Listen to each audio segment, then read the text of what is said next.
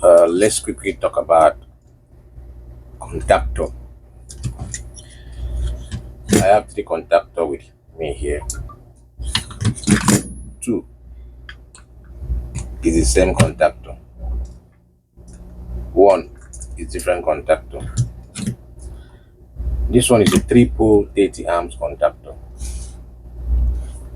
while this one is a double pole contactor. If we can have a look at this contactor, they both look new. These are new contactors rather. They both look new. You will not be able to ascertain if there is any issue with this contactor, except you make use of your multimeter.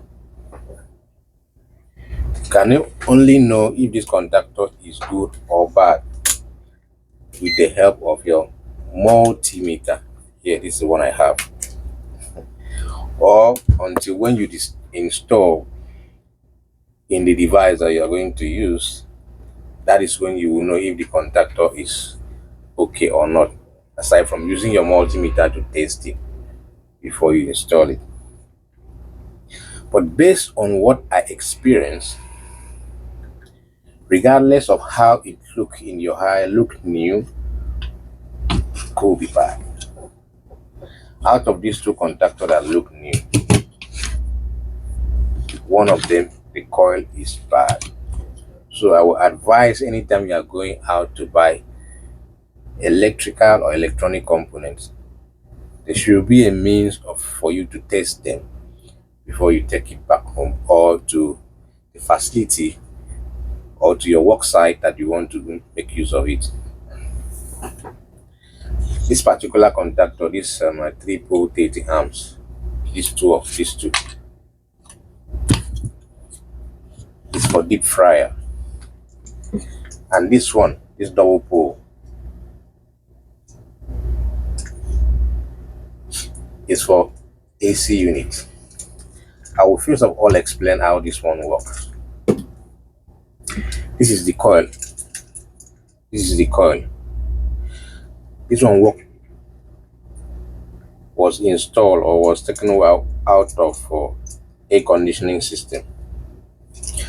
What happened is that it is this man that will turn in and turn off your AC compressor. Yes, it communicates with the thermostat. This is a 24-volt coil.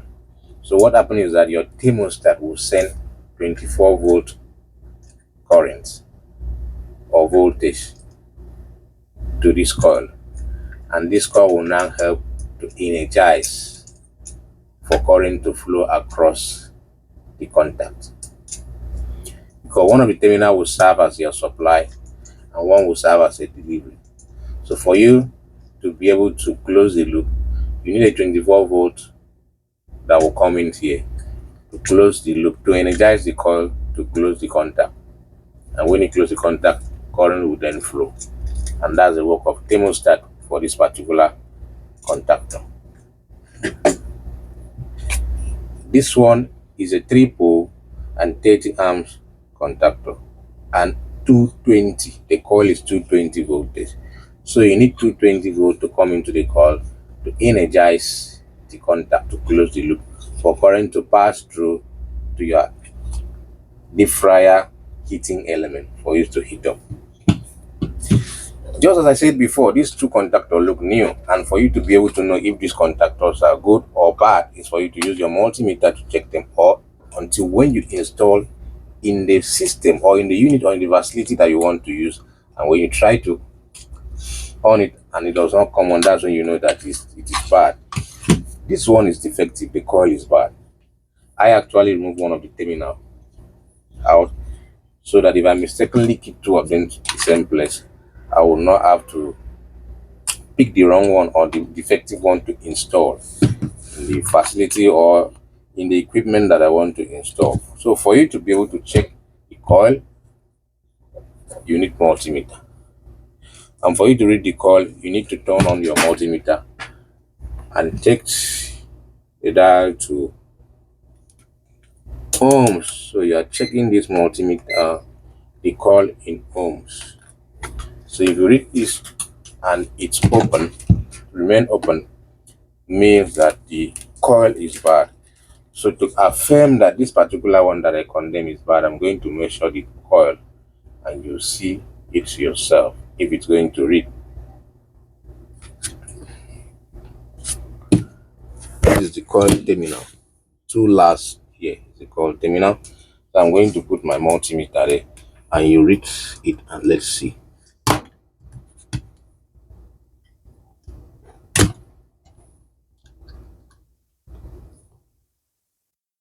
You can see that this particular contactor is defective.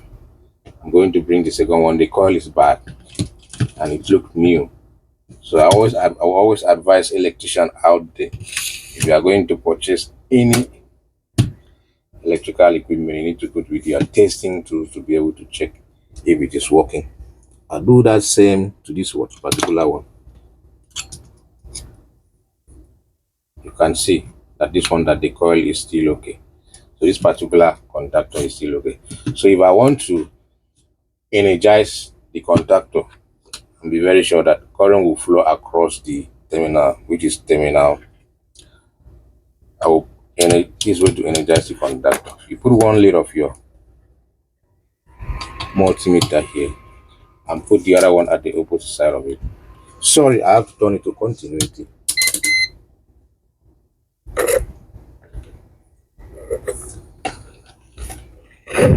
My multimeter is now in continuity. Let me confirm it for you to see. It's now in continuity. So I put one lead here. I put one on the other side of the contact. Then I will energize the contactor.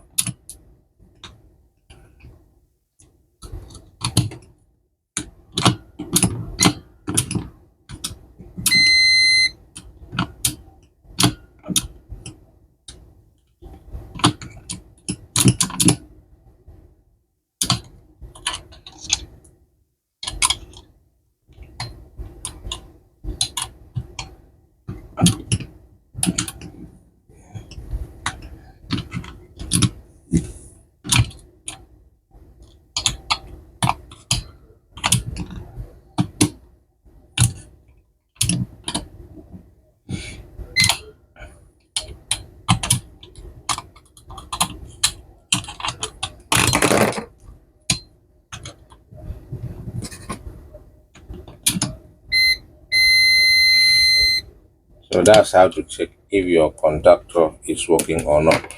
So always ensure anytime you are going to purchase an electrical department or electronic device, you need to go with your multimeter to cross check it before you purchased.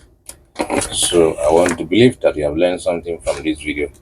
Kindly give it a like and follow and also share to benefit others. Thank you.